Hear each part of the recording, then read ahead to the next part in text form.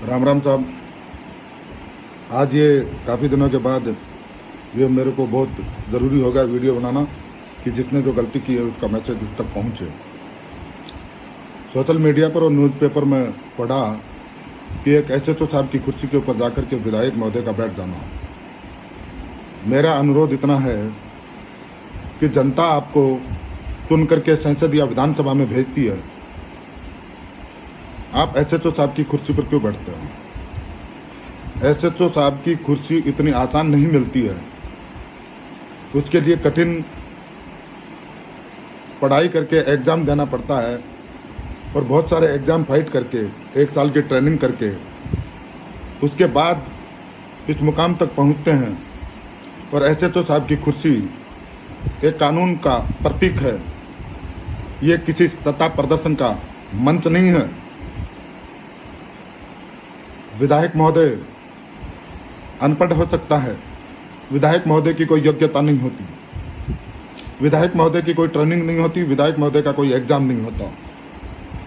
वो जनता के द्वारा चुने हुए जनप्रतिनिधि का पुलिस विभाग इसलिए सम्मान करती है, वो जनता का सम्मान होता है। जनता के दुख दर्द की आवाज़ सुनने के लिए विधानसभा और संसद में भेजा जाता है। अगर आपको थाने में जाकर के एसएचओ साहब की कुर्सी पर बैठ करके कानून तोड़ा है, नियम तोड़ा है, संविधान का उल्लंघन किया, ये आपको शोभा नहीं देता संवैधानिक पद पे होते हुए। इंसाफ के आंखों पे आपने पट्टी अब तो शर्म से नहीं बल्कि डर से बंधी हुई नजर आती है। और जब एक एसआई साहब अगर सेल्फी लेने के लिए एसएचओ साहब की कुर्सी पर बैठ जाते हैं तो उच्च अधिकारी उसको सस्पेंड या लाइन हाजिर या उनके खिलाफ विभागीय कार्रवाई शुरू कर देते हैं। जो पुलिस अधिकारी अब स्टेटमेंट दे रहे हैं कि यह गलत किया, एसएचओ साहब की कुर्सी पर विधायक महोदय को नहीं बैठना चाहिए था, वो पुलिस के अधिकारी कुछ दिन पहले पुलिस विभाग में ही थे। जब वो पद पे होते हैं तब नहीं बोलते, जब उनको आरपीएससी के चेयरमैन या बड़े पद की लालसा होती है, वो नहीं मिलता है, तब अब वो ज्ञान की पाठ पढ़ाते हैं। जब पुलिस विभाग के कांस्टेबल से इंस्पेक्टर तक की जायज मांगों के बारे में कभी नहीं बोला। और ये जनप्रतिनिधि थाने में जाए या और कहीं, कभी भी पुलिस के कांस्टेबल से इंस्पेक्टर पद की समस्याओं के बारे में नहीं बोलते हो। पुलिस की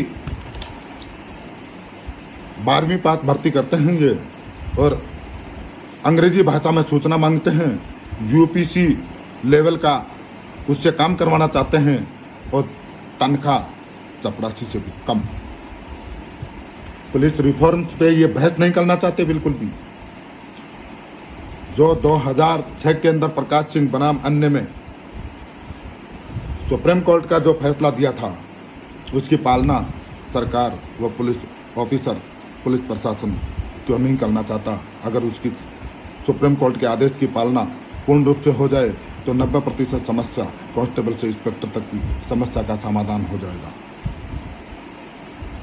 पुलिस में सुधार तभी हो सकता है जब आईपीएस और आरपीएस साहबों की यूनियन खत्म हो या फिर कर्मचारियों की यूनियन बने और सुप्रीम कोर्ट में दिए हुए आदेशों की पालना हो, तो पुलिस में सुधार 90% हो सकता है। सीएम साहब के काफिले में अगर काले झंडे दिखा दिए जाएं तो पुलिस कांस्टेबल, पुलिस के जवानों के ऊपर गाज गिरती है और उनको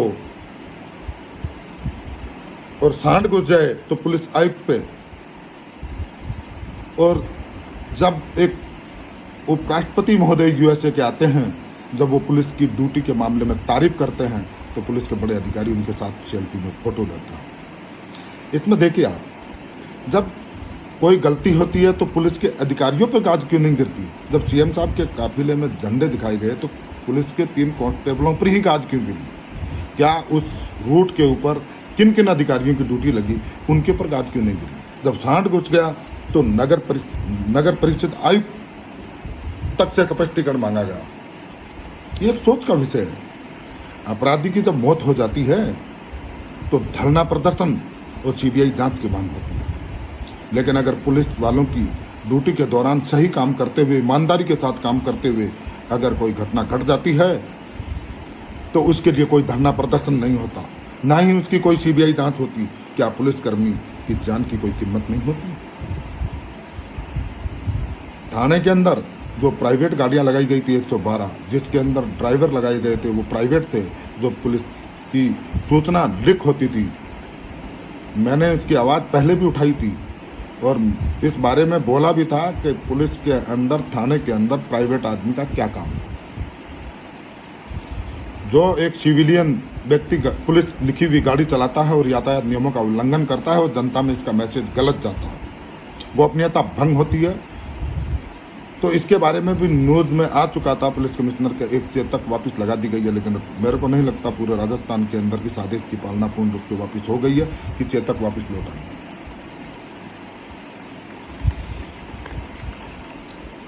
पुलिस स्थापना दिवस के ऊपर सीएम साहब का काफ़ी घोषणाएं हुई है, न्यूज़पेपरों में काफ़ी छपी कि पुलिस के लिए खोला पिटारा, 200, 1000 रुपये, 300 रुपये बढ़े, लिखा कि रोडवेज पुलिस के लिए फ्री, लेकिन 200 रुपये महीने के कट रहे हैं। झूठ नहीं बोलना चाहिए। सीएम साहब के बोले हुए कानून की पालना पूर्ण रूप से होनी चाहिए।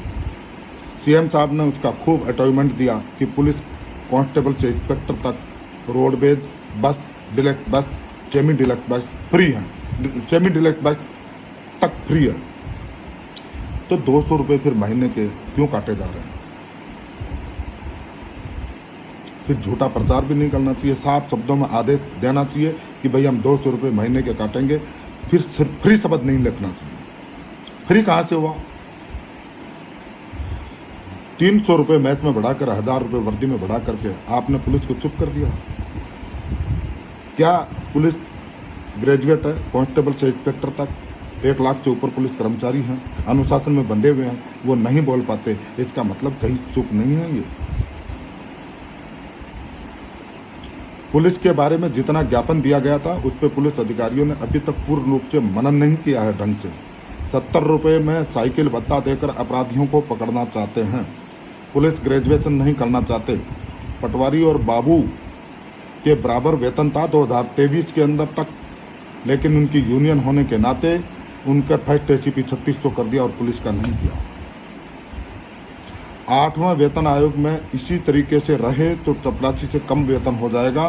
कांस्टेबल से इंस्पेक्टर तक में सब में एक एक जवान को 15-15, 10-10 हज़ार रुपये का लॉस होगा। और पुलिस अगर मजबूत नहीं होगी, पुलिस सशक्त नहीं होगी, पुलिस के टाइम पे समय पे भर्ती नहीं होगी तो रोड एक्सीडेंट और अपराध बढ़ेंगे, जिसको रोक पाना नामुमकिन है। पुलिस एक दिन में तैयार नहीं होती है। पुलिस को भर्ती करने के 1 साल बाद जवान मिलता है। इसलिए मैं ऑफिसरों से कहना चाहता हूँ, ऑफिसरों के पद एक भी खाली नहीं है। आरपीएस और आईपीएसों के रातों रात प्रमोशन होते हैं। जवानों की डीपीसी, फर्स्ट एसीपी, रेस्ट और ये वर्दी भत्ता, पेट्रोल भत्ता, मैच भत्ता ये समय के साथ बढ़ा दीजिए। 18-18, 16-16 घंटे ड्यूटी लेकर के पुलिस जवानों को रोगग्रस्त मत कीजिए। ये कई बार न्यूज़ आ चुकी है कि पुलिस के जवान 30 से 40% रोग ग्रसित हो चुके हैं, क्योंकि वो समय पे खाना नहीं खाते हैं, समय पे वो सो नहीं पाते हैं, समय पे उनकी नींद पूरी नहीं हो पाती है। वो भी एक मानव है, रोबोट नहीं है। मानवता और इंसानियता इन नेताओं को, पुलिस ऑफिसरों को निवेदन करना चाहता हूँ। ये एक किसान के बेटे हैं, कर्मठ हैं, मजबूत हैं, लेकिन जिस दिन पुलिस होली बहिष्कार हुआ उसी तर्क पे कहीं कुछ और ना हो जाए, इसलिए मैं सरकार से और पुलिस ऑफिसरों से निवेदन करना चाहता हूं कि समय पर जाग करके पुलिस के बारे में, पुलिस के वेतन संबंधी, पुलिस की ड्यूटी के संबंधित और ये जो माननीय सुप्रीम कोर्ट न्यायालय ने जो आदेश दिए उसकी पालना आप कर दीजिए। और पुलिस की भर्ती समय समय पर आप एडवांस करते रहिए जनसंख्या के अनुपात में, तो ये व्यवस्था चलेगी। वरना नेता जनता के बीच में जाकर के भाषण देना दुर्भर हो जाएगा। और ये थाने में प्राइवेट आदमी रखते हैं। मैं इन नेताओं से, पुलिस ऑफिसरों से निवेदन करना चाहता हूं कि वही प्राइवेट आदमी आप अपनी गाड़ी में गार्ड, ड्राइवर और घर की सिक्योरिटी ड्यूटी क्यों नहीं लगा लेते प्राइवेट से, ठेकेदारों से ले लीजिए संविदा कर्मचारी। अगर पुलिस पे आपको इतना भरोसा नहीं है, पुलिस जनता की सुरक्षा के लिए होती है, ना कि एक एक अधिकारी और नेता के घर में 100 150 आदमी लगे हुए हैं। इसकी भी एक जांच होनी चाहिए। ये मनमानी कब तक चलेगी? ज़्यादा समय तक नहीं। जनता जागरूक हो चुकी है। पुलिस कांस्टेबल से इंस्पेक्टर तक धरना प्रदर्शन हो चुका है। विधानसभा के आगे आवाज़ उठाई जा चुकी है।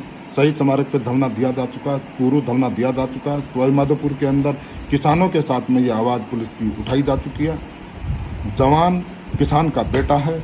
जवान, किसान और बेरोजगार, ये तीनों अगर मिल गए तो ये समय ज़्यादा लॉन्ग टाइम नहीं चलेगा। अब पुलिस की आवाज़, भागीरथ ट्रैफिक फाउंडेशन अपनी तैयारी के साथ, एक बार डीजी साहब नए बने हैं इसलिए उनको ज्ञापन दिया जाएगा। एक बार पुनः सरकार को याद दिलाया जाएगा। उसके बाद नेक्स्ट कदम, अब की बार क्या होगा, पुलिस को कभी भी उकसाने का काम नहीं किया जाएगा। पुलिस से मेरा कोई वार्तालाप नहीं है, कांस्टेबल से इंस्पेक्टर तक। पुलिस के परिवारजन वो आपके कानून के अनुशासन के दायरे में नहीं है। उनको संवैधानिक मौलिक अधिकार है आवाज़ उठाने का।